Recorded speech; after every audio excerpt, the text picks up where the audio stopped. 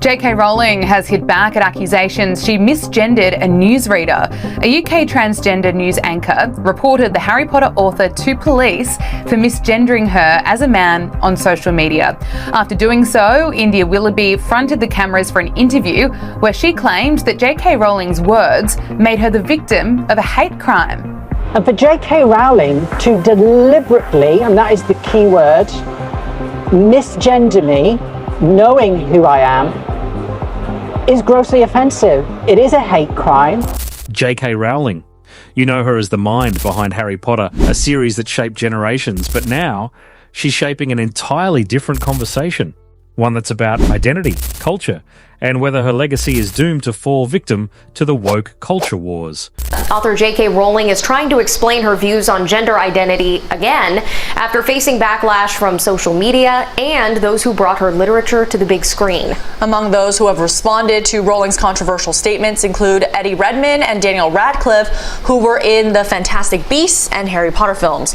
Rowling published a 3,600-word essay to her website on Wednesday, which gets into other topics such as transgender bathroom laws. She also goes on to reveal that she is a survivor of domestic abuse and sexual assault in an attempt to explain how her personal experiences influenced her point of view.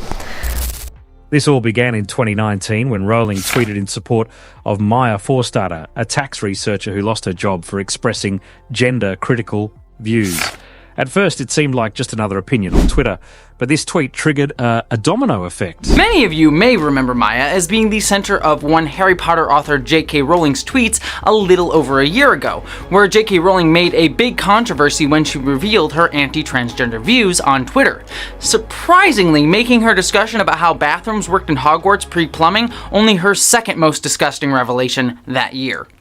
But last week, Maya Forstater won a court battle that has many transgender people both in the UK and around the world concerned, rightfully so, as it might signal an even more concerning threat to the trans community, especially to the trans community in the UK. J.K. Rowling stepped into a sensitive, highly charged debate about transgender rights, questioning how far gender self-identification should go. Her tweet was met with immediate backlash, especially from those in the LGBTQ+ community. This tweet was just the beginning. Rowling's views quickly became a flashpoint in the battle between free speech and the principles of woke culture. J.K. Rowling revealing she feels misunderstood regarding past comments about the transgender community. Watch. Set out to upset anyone. And certainly in the last few years, the last 2-3 years, particularly on social media, you've ruined your legacy. Oh, you could have been beloved forever, but you chose to say this. And I think you could not have misunderstood me more profoundly. Woke culture demands inclusivity and challenges established norms. And when J.K. Rowling publicly defended her views on biological sex, it was seen as an attack on the very heart of trans rights activism. Social media, of course, exploded. Rowling's critics weren't just angry, they were organising. Online communities began calling for her cancellation, urging fans to boycott Harry Potter and dissociate from the franchise. But what exactly does it mean to cancel someone like J.K. Rowling? Can an author of her stature really be cancelled? This is Harry Potter fans vow to boycott HBO TV series over J.K. Rowling's views on trans debate. It's the same story again and again. I mean, I have no interest in Harry Potter, but I would like to see a reality show of J.K. Rowling and the vicissitudes of her being cancelled and uncancelled just about every day. There's not much more to say, really. There's a new TV series. People are complaining. In some cases, protests turned extreme. Burning her books, calls to remove her work from classrooms, even death threats. But while many were trying to cancel her, others saw something different happening. Was Rowling simply defending the right to express an unpopular opinion? Is Ralph Fiennes right to defend J.K. Rowling? Is Ralph Fiennes right to defend J.K. Rowling? So we've obviously discussed this issue a lot before in terms of J.K. Rowling's views on women's rights. And actually, the failure of a number of Harry Potter actors to defend her. Not only that, some of them have gone on the attack, haven't they, implicitly or otherwise.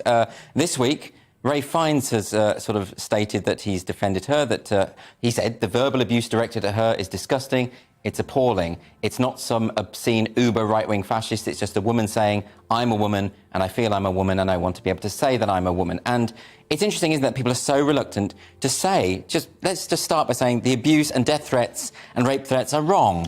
Rowling herself wasn't backing down. In a 2020 blog post, she clarified her position, outlining her concerns about the impact of gender theory on women's rights. Rowling argued that her views were rooted in concern for women's spaces, like single-sex bathrooms and sports, which she believes are under threat. The Sex Matters, Helen Joyce. Welcome, Helen. Hi. That was impressive, wasn't it? What do you make of that? Well, it was 2 years ago. The entire Labour Party was talking like that 2 years ago. It was incredibly painful. But, when politicians make fools of themselves like that, either they or their advisors do eventually cop on a bit. And Annalisa has copped on a bit since then. She would give a straightforward answer now, adult human female. But what she does next is the big question. It's not enough to just say it. You've got to actually enact policies and fix the law so that that definition actually works in the law. Her boss, as it were, by the way, when she gave that interview fairly soon afterwards, she said, I will be the Secretary of State for Women. And for Rowling, this is more than just a social media spat. This is about the right to discuss difficult issues. But for many in the trans community, Rowling's words felt like a betrayal. They felt that the creator of a world that celebrated diversity was now using her platform to harm one of the most marginalized groups. J.K. Rowling, author of the famous Harry Potter series, is surrounded by yet another controversy regarding transgenders. A social enterprise that promotes human rights for lesbian, gay, bisexual and the LGBTI community. 54-year-old J.K. Rowling shared her thoughts in an article titled Opinion: Creating a More Equal Post-COVID-19 World for People Who Menstruate. There was worldwide outrage over Rowling's comments over the phrase, those who menstruate. J.K. Rowling tweeted this while tagging the article published in DevX. I'm sure there used to be a word for those people. Someone help me out. Wumben, Wimpund, Wumud. This, of course, isn't just a debate over opinions. It's a debate over how far speech can go before it starts to harm, and whether Rowling's views cross that line. What we're seeing isn't just a disagreement between Rowling and her critics. It's part of a larger battle being waged in society today. Woke culture versus those who fear its overreach. It's not relevant to the issues, for example, that I was involved in. I didn't care if transgender people wanted to be called by some pronouns, like whatever. That's something for individuals to negotiate.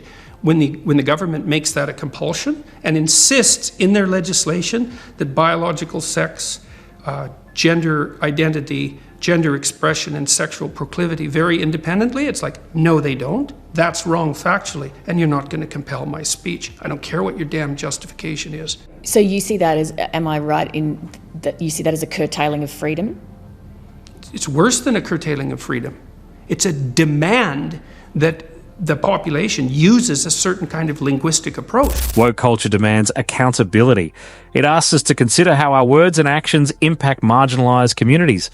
And in that sense, it's about more than Rowling. It's about rethinking who gets to speak and what they get to say. But is this accountability or is it silencing? The answer likely depends on where you stand in this culture war. J.K. Rowling is in more trouble for making anti-trans statements, sneering at the phrase people who menstruate, which is a term to include trans men who do, if they're depending on their hormone situation, still menstruate. So where does this leave J.K. Rowling? Is she a defender of free speech, unfairly targeted by woke culture, or is she a public figure whose views have hurt those she once inspired? Let me know what you think in the comments. Can Rowling's work still be separated from her words? And don't forget to subscribe for more